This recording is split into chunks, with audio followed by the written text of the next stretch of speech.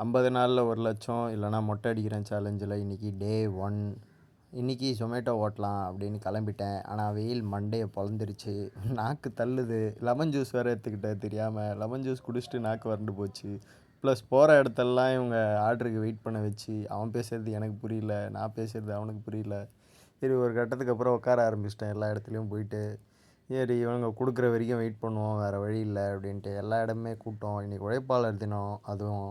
So அதனால் எல்லா ஆர்டருக்குமே இன்சென்டிவ்ன்ற பேரில் போட்டிருந்தான். அது கொஞ்சம் சந்தோஷமாக இருந்தது.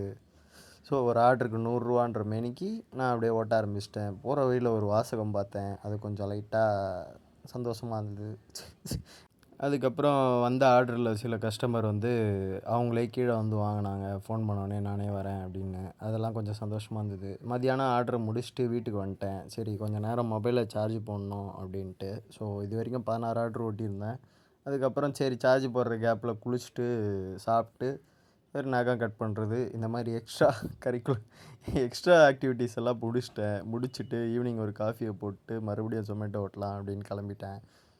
நல்லா கிளம்பி போயிட்டே இருக்கும்போது எதையோ மறந்துட்டேன் அப்படின்னு தோணுச்சு. அப்புறம் தான் தெரிஞ்சது கண் பிளர் ஆகுது அப்படின்ட்டு. எனக்கு ஒரு ஈவினிங் 6 மணிக்கு மேலே கண் கரெக்டாக தெரியாது, கொஞ்சம் பிளர் அடிக்கும். அதனால் கண்ணாடி எனக்கு ரொம்ப முக்கியம்.